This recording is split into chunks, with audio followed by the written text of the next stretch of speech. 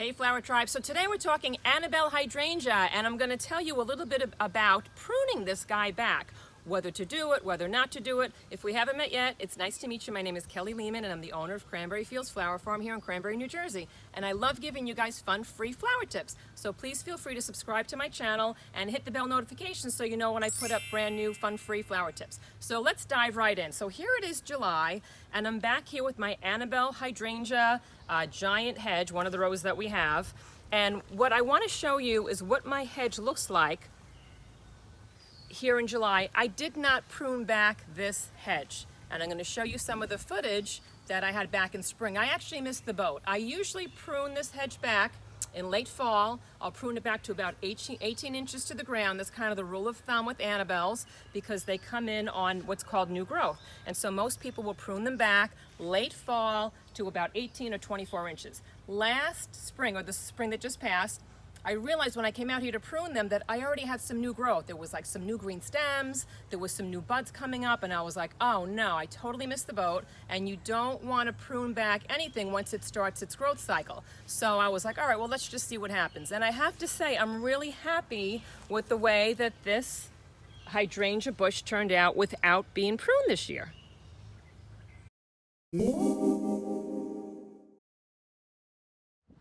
So these are our Annabelle Hydrangea, and what I want you guys to know about Annabelles is that they love having morning sun, and then they love being in the shade for the afternoon. And these are the guys that have the big giant white poofy heads, and then those white poofy heads will eventually turn to green in like late summer and fall, and they have a beautiful dried green flower presence. They're amazing, and they make for a great dried cut flower too. If you cut them when they're in the white stage, they kind of droop over in the vases, but if you wait until they're in that great green stage, they're beautiful. But here's the story with pruning Annabelles. So a lot of people have Annabelles in their front landscaping, and what happens is they'll prune them back, and you can prune Annabelles back because they grow on a lot of new growth. So you're allowed to prune them back, and you should prune them back in late winter or early spring. Right now it's April here in New Jersey, and I've already got a lot of new growth. So I missed the boat on cutting these guys back because you never want to cut back a plant. You never want to do a heavy pruning when the new growth has started.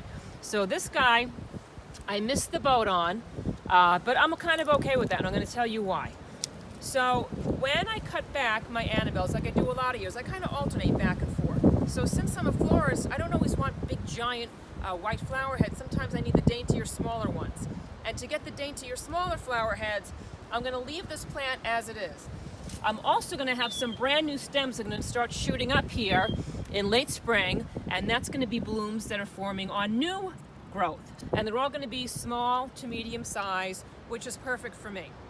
Now, sometimes people who have it in their front landscaping, they want to cut it down because they feel that the middle stalks are a little bit thicker. See how these guys are kind of droopy? They're kind of drooped over. So it's more of a wild look for your landscaping when you don't prune it back. It's more of a tailored look when you have just the new stems coming up. So if you like a wild look, you can leave the old and the new. If you like more of a tailored, smaller version of it, then what you do is in late winter, early spring, you would cut these guys back to about 18 to 24 inches. And people are always shocked when they see these plants cut down so far, but you can very safely cut them down to 18 to 24 inches, knowing that all sorts of new growth is going to pop up within a matter of weeks. So the Annabelles are great because if you prune them, they're great, but do it at the right time of year. Don't do it now when it has new growth. If you prune them at the right time of year, it's great. If you decide not to prune them or you miss the boat like me, then that's okay too. Either way, they're going to be fine. It's just going to depend on what size blooms that you have. So one of my favorite plants, Annabelle. And there's a new variety called Incredible that is supposedly comes up on thicker stems. And I think it's from Proven Winners. I'll try to put some links down below. And apparently Incredible has thicker stems, so it has sturdier stalks, and then the plant doesn't droop over so much. But I have to test them out, so I haven't tried them yet. But that's the word on the flower street, guys. Hey guys, so here we are in July, and I wanted to show you how these Annabelle Hydrangea did even after we didn't prune them this spring. So I'm kind of jumping ahead videos. I think the first part of this video you must have seen kind of like the beginning of spring when I told you how I missed the boat and I didn't get a chance to prune my Annabelle hydrangea, and I said don't worry, and this is why I said don't worry. So check this out. So this entire row of hydrangeas came up beautifully even though we didn't cut them back this spring. So I didn't touch them. I didn't prune them back last fall. I didn't prune them back in winter. I just kind of let them be. And they came in beautiful. The only thing that's a little bit different that I've noticed is that in past years, some of these giant snowball heads were even larger when I prune them back. So I usually prune them back to about 18 inches late fall. And when I do that, it just gives me a larger flower head. But as you can tell, this is still beautiful this way. So if you don't want to prune back your hydrangeas, you don't have to. And I want you to see the sturdiness of these stems. So these stems, even without being pruned back, are super, super thick. So you've got a nice thick stem. Sometimes people say that if you prune it back, you'll get a thicker stem, but I don't know. This guy looks pretty great. This guy's a little bit weaker. This is what I think most people are talking about when they say, oh, if you don't prune it back, you might get weaker stems. But I have to say, I have a lot of really sturdy stems on this plant. Look at this guy. Check out this guy. Look at the bloom on this guy. I mean, this is like a gigantic flower head without being pruned back. So I don't know. I think I'm going to be of the school of thought from now on of not pruning back my hydrangea every year. Maybe I'll do it every other year or maybe every third year. And I want to show you inside of this plant. Since I didn't prune it back, it has almost like a system in here of old wood that's acting as a support system.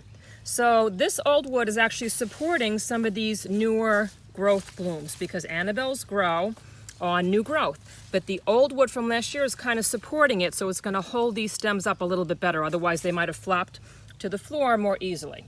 So this is what the Annabelle hydrangea looked like in July.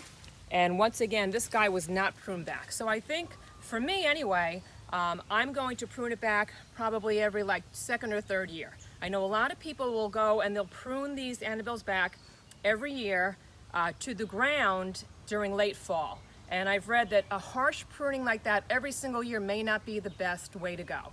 So if you want to prune them back, maybe leave about 18 inches of the plant, you know, intact.